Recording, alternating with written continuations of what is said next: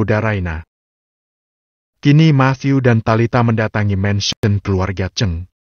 Bagaimanapun mereka harus menunda pernikahan Cecilia dan Elvano. Matthew dan Daryl Cheng berteman sejak mereka sama-sama masuk dalam perguruan tinggi.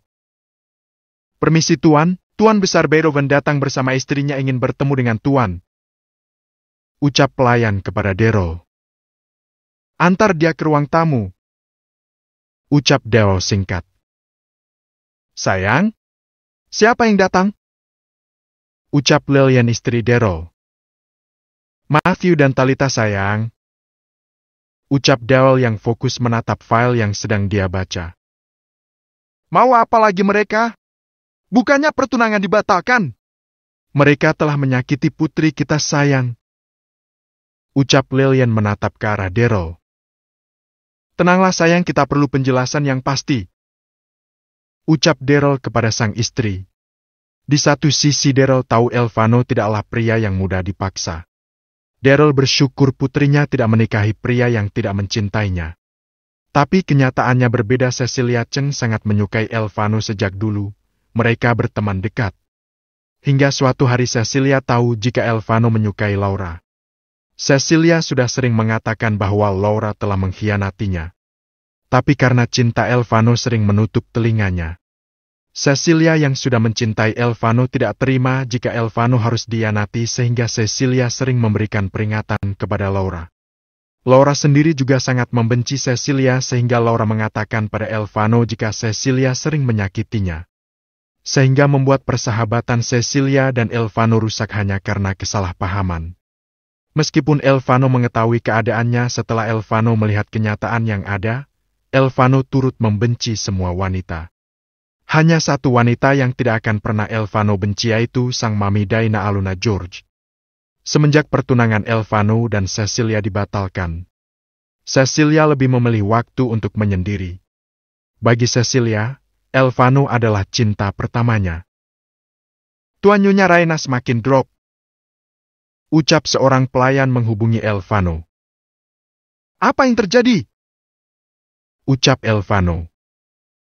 "Nyonya merendam dirinya dalam guyuran shower Tuan, mengakibatkan tubuhnya kedinginan." "Dokter?" "Sudah Tuan, Nyonya sedang ditangani," ucap pelayan. Setelah mendengar telepon itu, Elvano dengan cepat meminta asistennya untuk menggantikan beberapa pertemuan penting.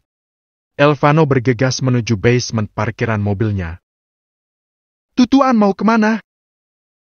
ucap pengawal pribadinya. "Aku ingin melihat keadaan Raina.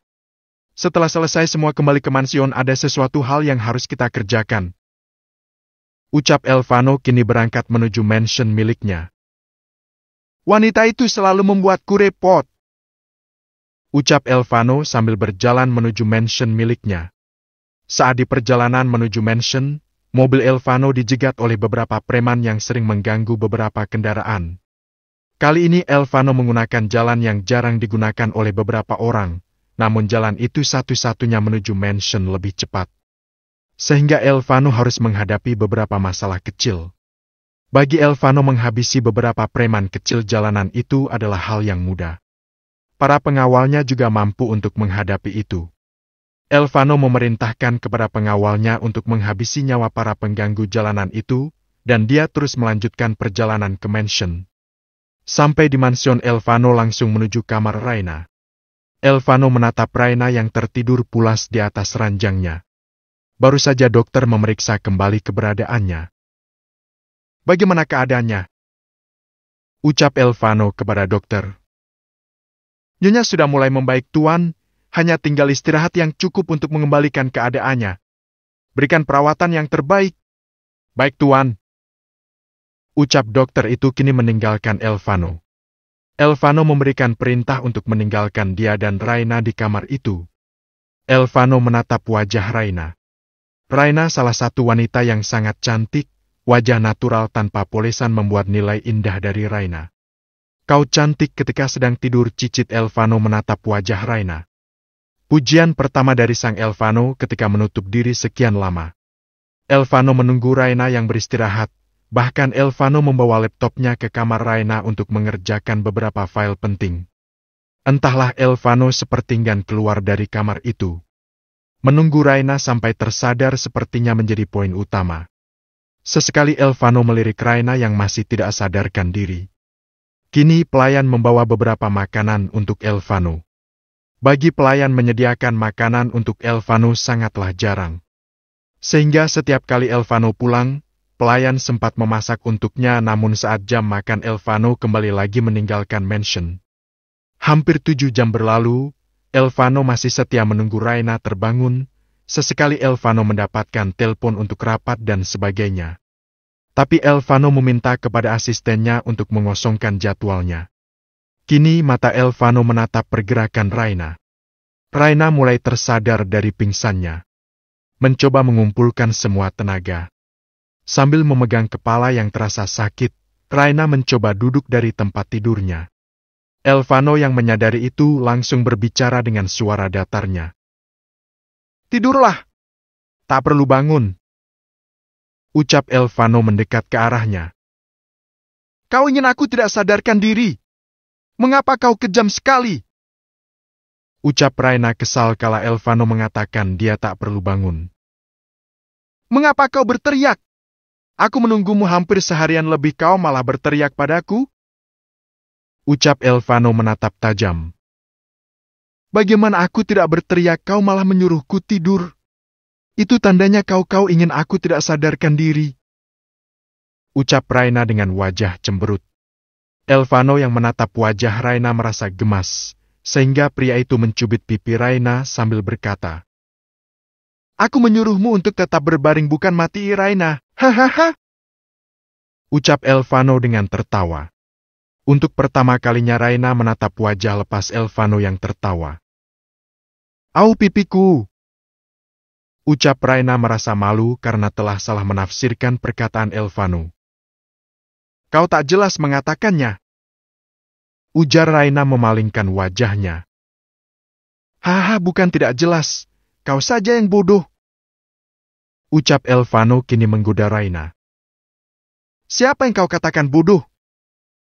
ucap Raina polos bertanya. "Siapa lagi? Emang ada berapa orang di kamar ini?" ucap Elvano bertanya. "Aku dan kau. Terus yang aku maksud menurutmu? Aku..." "Ya, kau sudah menjawabnya." Raina tersadar tentang pembahasan mereka. "Gabriel Elvano Berovan!" teriak Raina kesal. "Aku di sini, jangan berteriak!" ucap Elvano lembut. Raina menatap malas ke arah Elvano, yang kini kembali ke sofa. Elvano kembali bekerja melalui laptop miliknya. Raina menatap wajah Elvano yang sangat sempurna. Percuma ganteng tapi nyebelin, cicit Riana pelan bahkan sangat pelan, namun pendengaran Elvano sangat tajam.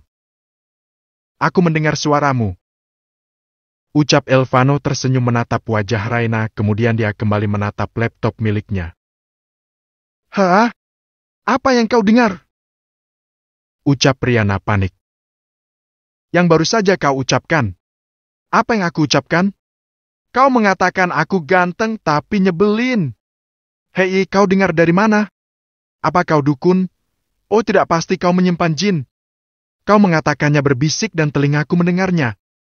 Apa kau mulai tertarik kepadaku?" ucap Elvano menggoda Raina.